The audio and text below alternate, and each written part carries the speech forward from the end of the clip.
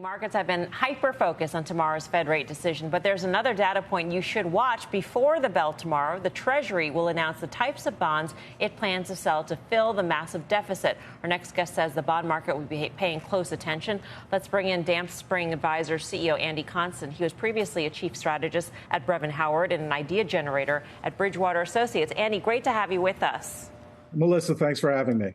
So what does this data tell you exactly, and what do you do with it? So tomorrow we're going to get the composition of what the Treasury is going to issue.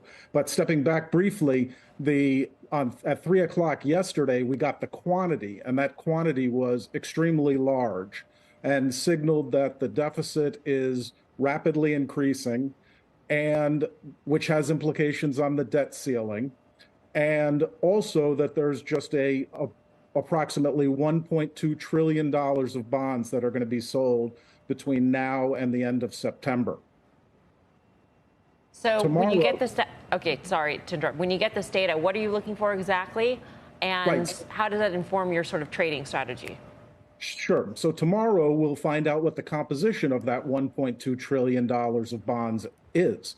And that could be all bills, which would have very limited implication on markets, or it could be weighted heavily to Treasury bonds, which would have quite a bit of implication to bond yields as you tried to you need to attract new bondholders with higher yields.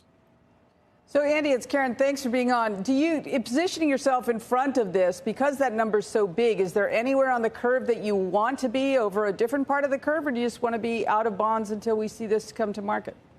Right. So it's a contrast with the potential debt ceiling and the implication that you talked about earlier in the show regarding going long bonds and this very heavy supply. So I'll be looking at the number. I expect a number that over the next 2 quarters, there are going to be at least 350 billion of bonds as compared to past quarters where there's only been 250 billion. But that number, given the size of the total needs of 1.2 trillion, could be as high as 500 billion. And that would affect the long end of the curve fairly significantly. Andy, one of the things that is also coming up around the debt ceiling is the potential for another credit downgrade for the United States. We had S&P downgrade the U.S. in 2011. We've seen some comments from senior officials at Fitch suggesting that they are considering a downgrade. How would that play into your view on bonds? So if we have more supply, all else equal, pushing yields up, flight to quality with a debt ceiling and recession fears pushing yields down, what would another downgrade, 2 out of 3, mean for buyers and sellers in your view, or does it matter?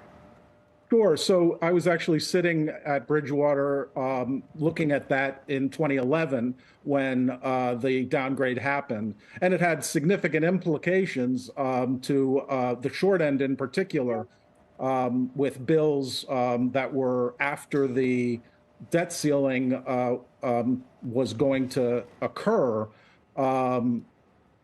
trading at a significant premium.